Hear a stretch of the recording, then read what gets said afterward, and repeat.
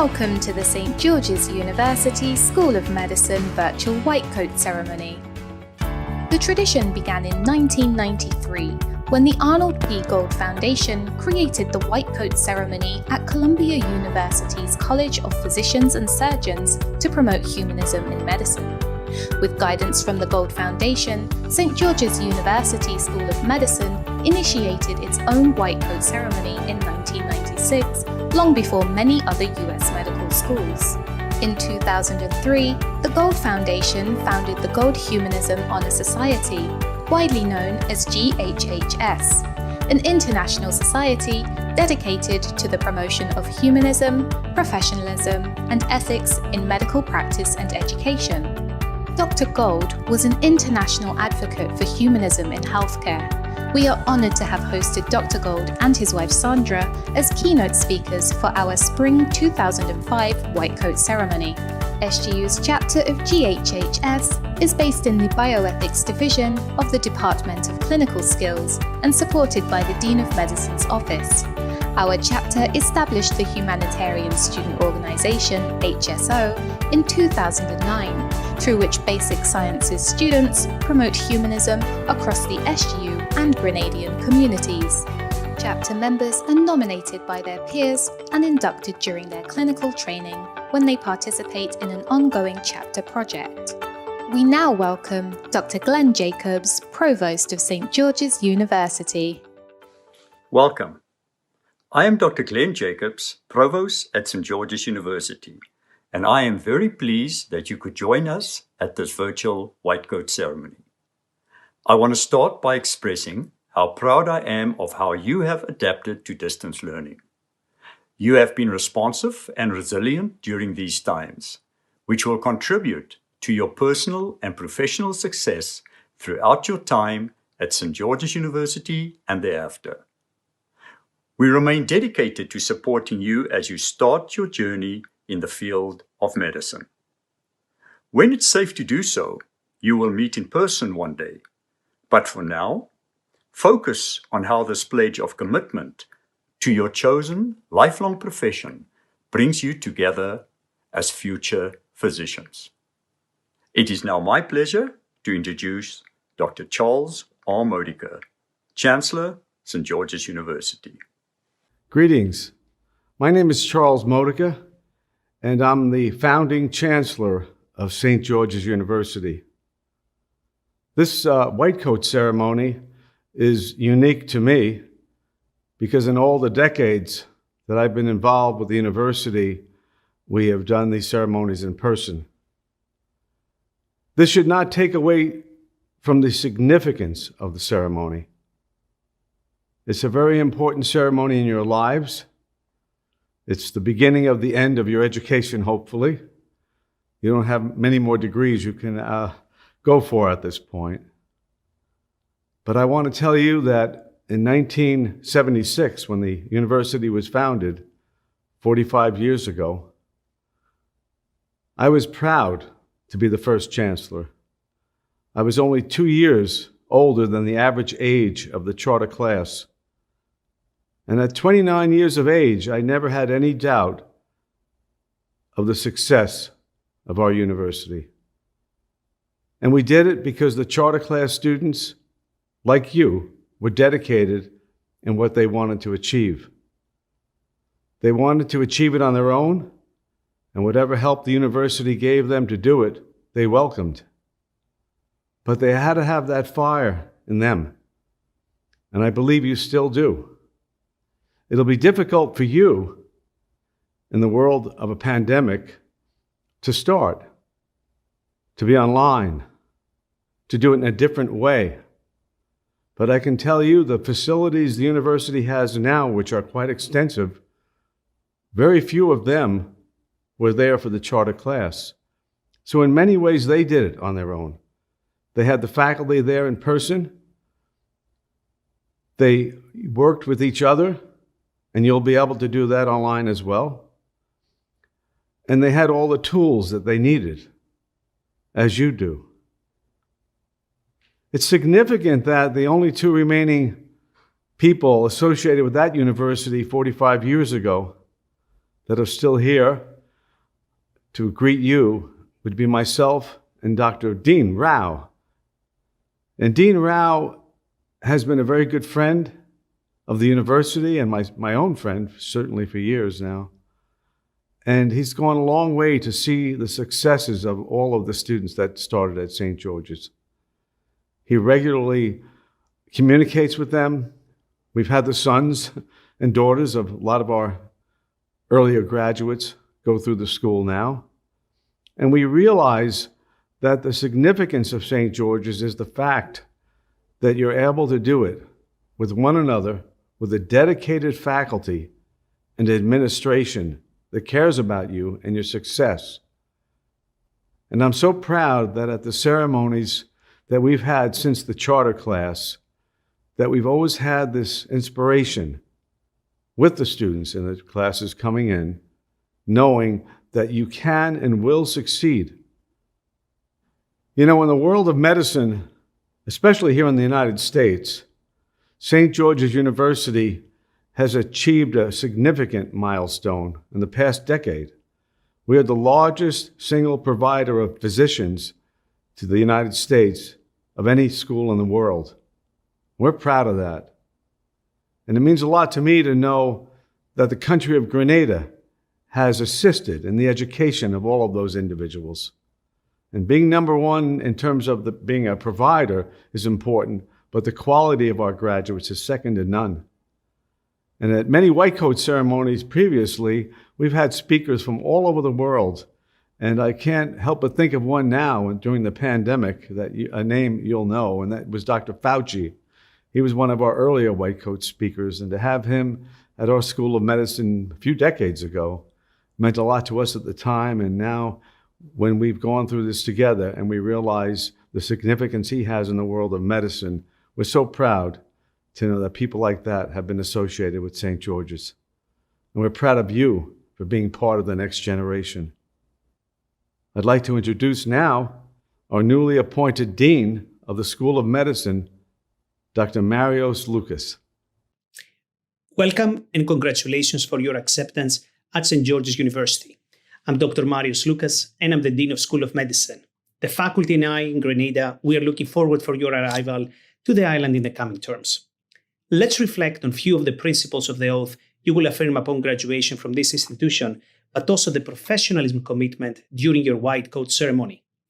At the heart of the oath and professionalism commitment is a resolve to treat the sick to the best of your ability, to preserve patient privacy, and to safeguard life.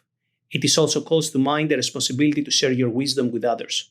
I recognize that in entering the field of medicine, you join a community where the team is of utmost importance to success as compared to individual effort. To this end, you must strive for excellence in your pursuit of knowledge. As you don this white physician coat, you pledge an oath of professionalism and service. While these values are under attack, they are a necessary requirement in medical practice. Professionalism is a commitment to integrity, altruism, competence, and ethics in the service of others. A physician must constantly balance the needs of his patients and society against the available resources and his own interests. We must endeavor to honor the sacred trust and privilege that society places in medical professionals, cognizant that the standard is an ideal that we must continuously aim to achieve. I welcome you to the noble profession of medicine. It is now my pleasure to introduce Dr. Richard Olds, a good friend and our keynote speaker. Dr. Olds is an educator, physician, and an administrator during a distinguished career spanning more than 30 years. Dr. Olds became president of St. George's University in Grenada on August 28, 2015. Prior to joining SGU, he was the Vice Chancellor for Health Affairs and the founding Dean of the School of Medicine at the University of California, Riverside. In 2010, Dr. Olds joined University of California, Riverside to lead the creation of the new School of Medicine, the first LCME-accredited medical school in California in more than 4 decades. Dr. Olds is a graduate of Case Western Reserve University School of Medicine and trained in internal medicine at the Mass General Hospital in Boston. He was an infectious disease fellow and one of the nation's first geographic medicine fellows at University Hospitals of Cleveland, where he also served as medical chief resident and faculty member. He served as a full professor of medicine, pediatrics, molecular cell and developmental biology at Brown University. He was professor and chairman of medicine at the Metro Health campus of Case Western Reserve University. His role at the University of California, Riverside was preceded by a decade-long stint as professor and chair of medicine at Medical College of Wisconsin. In addition to his academic background, Dr. Olds is a tropical disease specialist with extensive experience working in Asia and Africa. He has over 100 peer-reviewed articles and book chapters primarily on international health topics. He currently serves on World Health Organization expert panel and was chairman of the board of a large Gates Foundation project to deworm children in sub-Saharan Africa. Please join me in welcoming Dr. Richard Olds. Welcome. I'm Dr. Richard Olds, president of St. George's University, and it's my pleasure to be your keynote speaker for the White Coat ceremony today. I'm talking to you from northern Vermont, and I think all of you are probably scattered all over the world, and I look forward to the opportunity when we can all get together. In addition to being president of St. George's, I also teach in both the medical school and the veterinary school. And for over 40 years, I've trained young physicians like yourselves to be better physicians. Well, let me start with some bad news. When you put on that white coat today, you're not going to know one bit more of medicine, and you're not going to know any more basic science or anything more about how to cure patients of disease. But when you put on that white coat, you do assume the responsibility to being a thoughtful and caring physician. You must take on the mantle of professionalism associated with our profession, even if you don't know anything more than you do today. When you think about it, society imparts tremendous opportunities and privileges to those of us in the medical profession. We are allowed to examine the bodies of our patients. They tell us the most intimate details about things that they don't share with anyone else. And we are often with them in some of their most vulnerable and difficult times in their lives. In return for that rare privilege, we are expected to always behave in our patient's best interest, to be thoughtful, to be caring, to be what you would want as your physician. Well, the white coat ceremony is symbolic of that activity.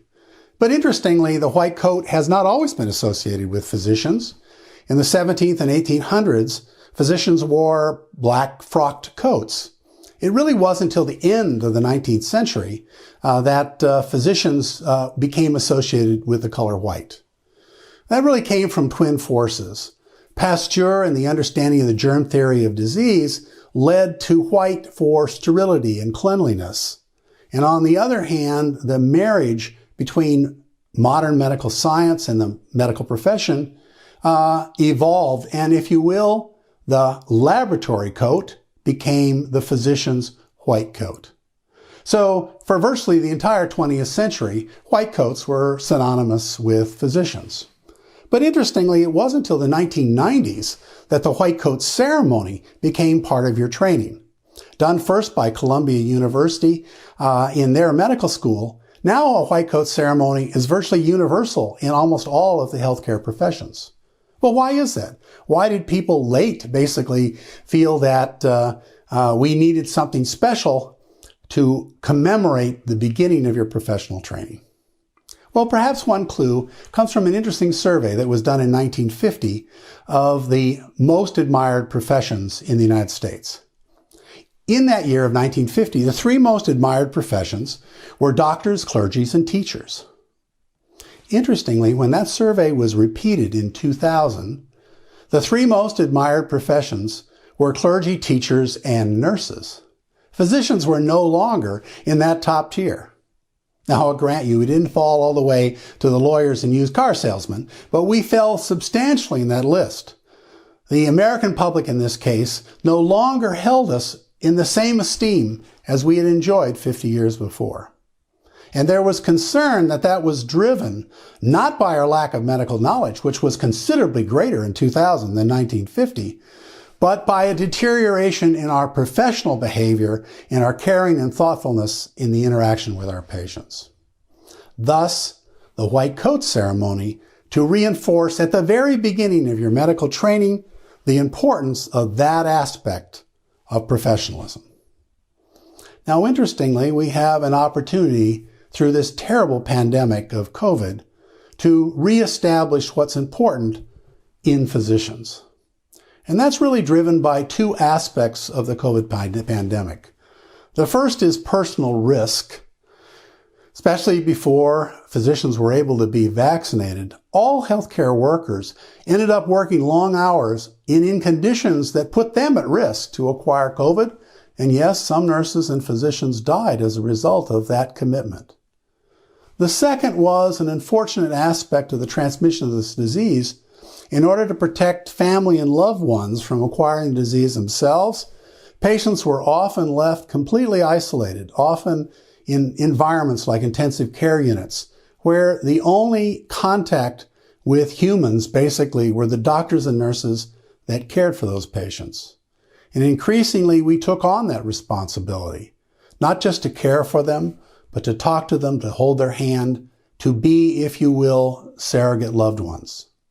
And because of that, that was a new opportunity for all healthcare professionals to be appreciated by greater society. Now, there's only a few times in our past history where similar circumstances have occurred. Probably the first was during the Dark Ages, during the bubonic plague, where physicians and other healthcare professionals risked getting plague themselves in order to care for the dead and dying. And because of the fear that everyone had of acquiring plague from those plague victims, they were largely left alone in their time of greatest need. During the 19th century, with the large tuberculosis, so-called White Death of the 19th century, many physicians actually acquired tuberculosis as part of their care of patients with consumption. In my own personal history, I am reminded of the early AIDS epidemic. I'm an infectious disease specialist. In the 1970s, I was often assigned to care for these patients, usually young men that were admitted with this strange disease. At the time, we had no idea what caused the disease. We certainly had no treatment, and they had a life expectancy usually measured in weeks and months. There wasn't much that we could do from a medical standpoint to treat them besides keeping them comfortable and attempting to treat some of their opportunistic infections. But the one thing I can always remember is I could be there to talk to them, to hold their hand, and to comfort them at the end. Well, the COVID pandemic has given us again that opportunity. And we, I think, as professionals, have risen to that occasion. Now, if you doubt that new responsibility and appreciation, I ask you to remember where across the world on designated times, people came out of quarantine onto their windowsills, onto their porches, and applauded those in the healthcare profession. Probably the greatest testament to how a society appreciates those of us on the front lines. Now, I'd like to end my story with my talk with a personal story to talk a bit more about the meaning of that white coat. Many years ago, I was the chairman of the Department of Medicine at the Medical College of Wisconsin, and during that time, I did a lot of inpatient attending, either at the university hospital or at our affiliated Veterans Hospital. And this story takes place in July of that year, and July was always the time that I wanted to be in attending because the house staff were brand new, and the third-year medical students, this was their first rotation. Now, I had attended fairly frequently at the VA, and I got to know a lot of their patients that were recurrently coming in and out of the hospital. And one of them was Mr. Anderson. Now, Mr. Anderson was a retired dairy farmer from northern Wisconsin, and he had served in the Vietnam War. Now, Mr. Anderson had a tough final years, a few years of his life. His wife had died before he had. He had been diagnosed with leukemia and had to go through several rounds of very difficult chemotherapy. And probably worst of all, is he suffered a massive stroke that required him to leave his dairy farm and move in with his daughter, who lived in the greater Milwaukee area. He was bedbound and as a result was frequently admitted to the hospital with various opportunistic infections, urinary tract infections, pneumonias, etc. And so I got to know Mr. Anderson and his family quite well during my time of attending. Well, in this first week of July, Mr. Anderson again came to the VA and was admitted to my service since I had known him previously. And I assigned a brand new medical student, Bill, to his case. Now, I assigned Bill in part because I knew he was from the dairy farming area of northern Wisconsin, and I thought they might have something in common. And in fact, it turned out to be the case. I would often come by on rounds, and Bill would be in there talking to Mr. Anderson about trout fishing and about life on a dairy farm. And Bill would often ask him about the Vietnam War, something that he knew very little about. Well, after several days, we got Mr. Anderson over his urinary tract infection, and he was discharged home. But true to form, he was readmitted several times during that month for other problems, and Bill again took care of him during that time, and we tuned him up a bit, and he returned home. Now, at the end of the month, I rotated off that service, and I actually had to go away to a medical conference, and when I got back, my secretary gave me a phone message from Mr. Anderson's daughter.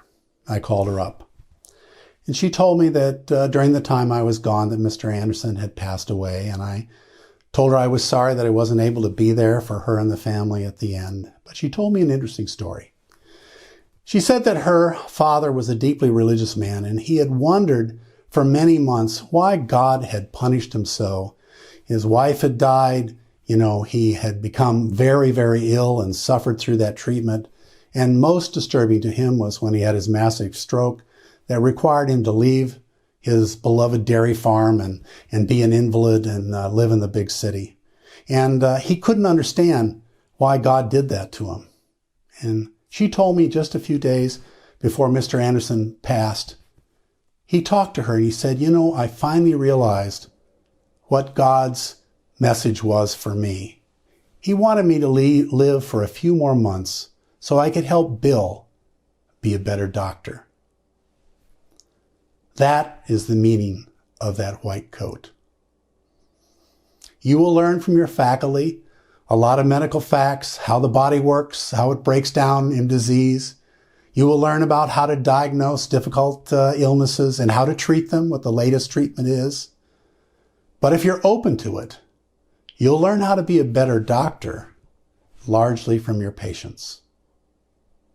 So as you don your white coat today, welcome to the noble profession of medicine. Thank you and God bless. We would now like to introduce our white coat recipients. The white coat serves as a symbol of your entry to the profession and your commitment to uphold the duties and trust associated with medicine and medical training.